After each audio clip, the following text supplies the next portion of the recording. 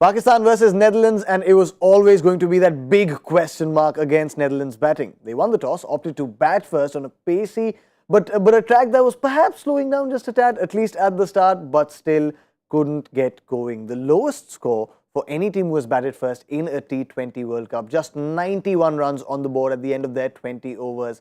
And it just doesn't make for good reading for the Netherlands. Pakistan would be very happy. All the bowlers were amongst wickets apart from Mohammad Nawaz. 91 for 9 is the score that they restricted the Netherlands to. This is Cricbuzz Live. My name is Tanay Tiwari. With me, Mr. Zaheer Khan, Mr. Ajay Jadeja. Gentlemen, welcome. And Pakistan would be very, very happy with just the pace onslaught that they came to the ground with, Zach. Yeah, they'll be very happy. The pace battery created that pressure. Yeah. And spinners walked away with wickets, so that's how often you see that. But Netherlands innings couldn't really get started. Yeah. Top order not contributing always. We've seen puts a lot of pressure, and Pakistan was up for it. Yeah. You could see that the body language we spoke about. Yes, they were playing against Netherlands, but still, when you have that kind of a start to the tournament, you want to make sure that you really have a comprehensive outing out there. Yeah. And I think with the ball, they've definitely done that. Mm-hmm. Yeah, that's all right, AJ. I mean, when, as Zach mentioned, you anyway expect to dominate teams like the Netherlands, but after you've had a start like that against Pakistan, against Zimbabwe, you really want to get going in these games, and that they did. Yeah, they came out with intent, and he's absolutely right. I mean, the battery was fully charged. Yeah. They looked charged. And you rightly said, this is how you got to deal with teams like this. Mm-hmm. You start first wicket with that short ball, and then one guy gets hit. It's a different story suddenly. In that dressing room, you're looking at not just scoring runs and saying, let's go back home healthy and not get hit by these guys. Yeah. And invariably this happens when the pace bowlers are bowling that well. Is the spinners who come and pick up wickets, because you look for refuge somewhere in this attack. You say there are these 4 guys. I don't know how long the spinners are going to be around. So you try and take too many chances, and Netherlands weren't. I mean, this is where I expected them to be treated like this by all teams. It's just that some teams have treated them differently. Yeah, let's have a look at the Pakistan bowling card. And Shadab there, as Zach mentioned, because of the pressure that the Pacers had built, it's come to the rescue of Shadab Khan's figures. I mean, 4 overs, 22 runs, 3 wickets. But the 2 maximum scoring overs were also off Shadab.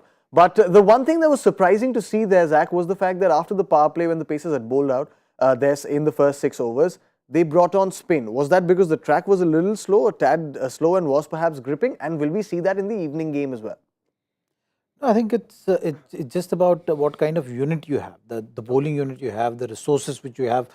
You want to just utilize everyone that way. You had a good power play. Yeah. So that's a very calculated chance you take. We are talking about fast bowlers creating that pressure. Then what do batters think? They need to move on at that stage, and you are willing to take that extra risk. And so it's a calculated gamble, I would say, at that stage. Okay. When spinner also knows that now the runs have not been there for taking.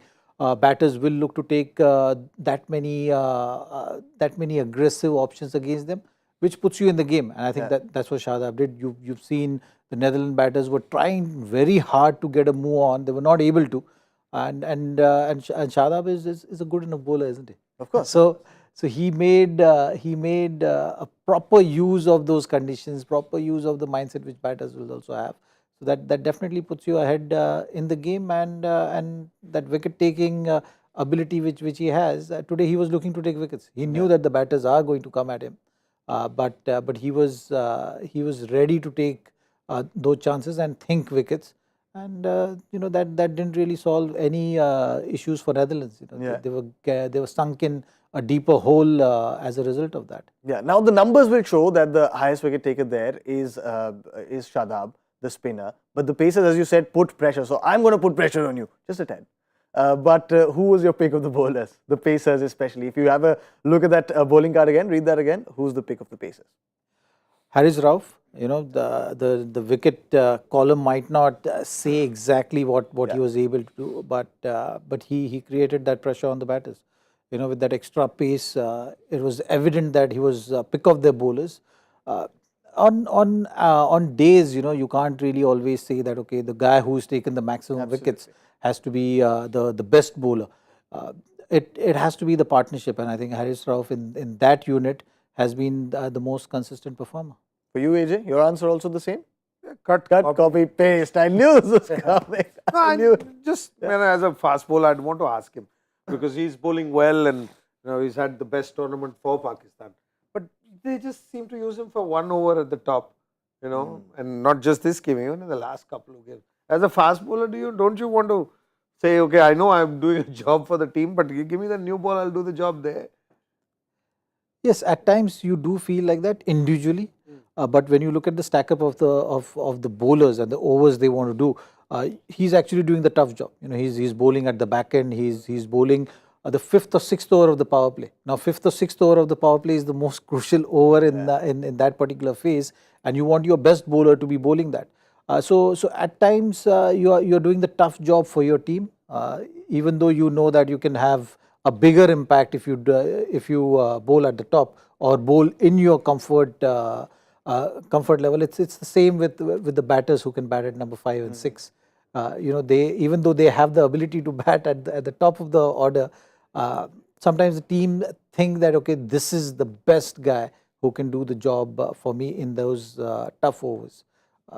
Similar case, I think. Haris Rauf has been given that role. He's got that extra pace which gives him that advantage as well. He can hit the deck hard. And you've seen with this white ball, once the ball is not swinging, you need more skill. You need something, that X factor, to be able to get through the tough situation, tough phase. So I think Haris Rauf, because of that, has to do the tough job for the team.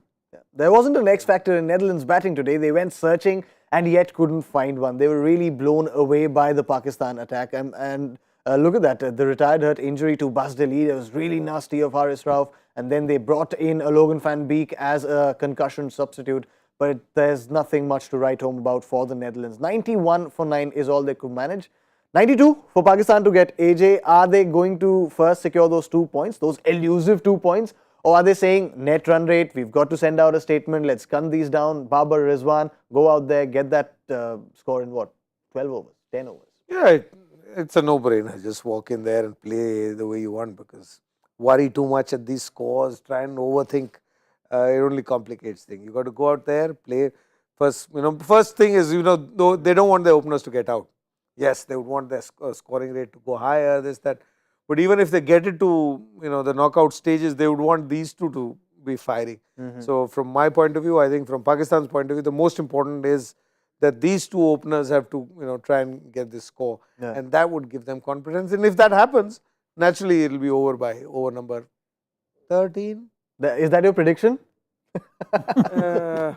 I love this game. Anything we predict doesn't happen these days. Yeah. But, so I'll still... Excuse me, sir. My predictions are working nowadays. Not today, but yesterday all of them worked. 2 of them, yeah.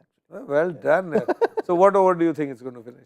No. I'm not going to fall in that trap. Sir, this is a team effort. Sir, when somebody is bowling well, let him bowl. My business model depends on your predictions. I take cue from that and I make my own number. Yeah, I think what is... I am Shadab Khan, actually. 90, yeah. 13, anywhere between 13 and 14. 13? Yeah.